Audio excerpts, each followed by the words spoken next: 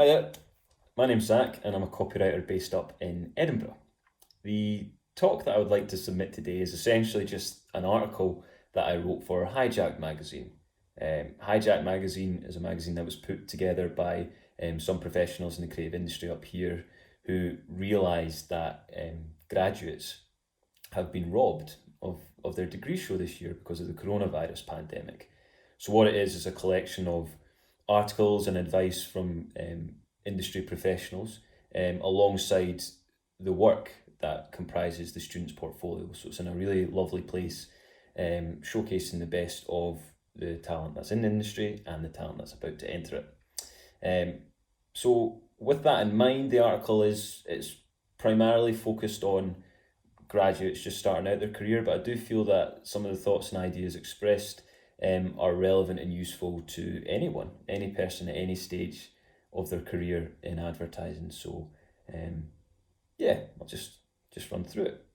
It's called Why Britain's Most Violent Prisoner is My Creative Hero. Charles Bronson. Aye, him. This mustachioed, muscled up maniac sets several cracking examples advertising folk would do well to follow. Mad bastard that he is. From the factual to the figurative, CB is a would-be CD without even realising it. How do you mean? I hear you cry. Well then, meowed Shyness. Let's take a look. Bronson and branding. First things first. Bronson gets branding. Now, you don't have to like a brand to admit it's effective, or appreciate why. Singular personal opinions are sort of irrelevant. See, Charlie Boy is about as disagreeable as they come. Most of the population hate him, and rightly so. He's a thief and a thug. But his facial topiary is every bit as iconic as his bulging biceps, glistening dome, and tendency to overreact a wee bit from time to time. We know what he does and how he looks. He's naughty. Really naughty, actually. One of the naughtiest. Yet he's bloody consistent. And he's never boring. Ever. That's why some people absolutely love him. 1% love and 99% hate is way more profitable than 100% indifference. Cheers, Dave Trott. 1% love is enough for Hollywood to make films about you. Cheers, Tom Hardy. So if the brand you're working on can't be good, whatever that means, just try your best to avoid being generic. The work may well get watered down into something out with your control. But you'll be proud that you gave it a go, and when the opportunity arrives to do something really cool, you'll have honed all the skills to absolutely nail it. Constraints equal creativity. In advertising, constraints tend to mean one thing: moaning. We've all done it, and we'll all keep doing it. It's what pubs are for. Pubs. The timings are too tight, the brief's not right, the budget's too light, the brand guidelines are shite, etc, etc, etc. But constraints are brilliant for creativity. They focus the mind and force you to distill your thinking right down. Bronson is a shining example. For 45 of his 67 years, he's been detained in an 8 by 12 foot cell, usually in solitary confinement. Yet, he's clocked up 11 Kessler Prison Art Awards for painting and poetry, 6 Guinness World Records for strength, and authored multiple best-selling books. Never mind the unofficial UK record for most prison rooftop protests with 7. That's 7. There's probably a cautionary tale for putting too much emphasis on awards here, but we'll leave that for the time being. He's even found love at, quite frankly, alarming rate. Despite being permanently incarcerated / occasionally sectioned, Bronson has somehow managed to marry 3 times. That's 3. So your brief may be tricky. Getting good work through might feel impossible.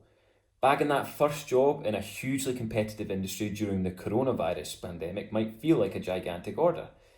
But limitations are there to be worked with, against, and around. Just like Bronson does. Constraints are what you make of them.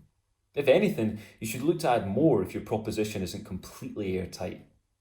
Embrace that fact, and you'll fly. Respect, don't revere. I suppose we've come to the crucial point of this comparison. So here goes. Fuck the Bronsons of this world. Just because someone has won a shit ton of awards, can do or thinks they can do art and copy, and casts an imposing shadow, literal or reputational, that doesn't mean they're untouchable. Even if someone is a creative hero, you should never revere anyone in advertising. Respect? Sure. Drink with? Definitely. Learn from? Absolutely. Everything you can, warts and all. But never feel compelled to carve your career in the image of other people or replicate any nonsense that they potentially get away with. Let's put down the positive stick for a second.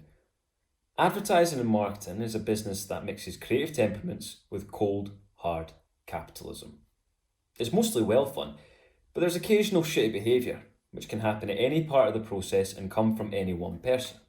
Now, this shitty behaviour rarely takes the form of Bronson patented declothing, covering oneself in one's own fecal matter and proceeding to dish out unmitigated mayhem.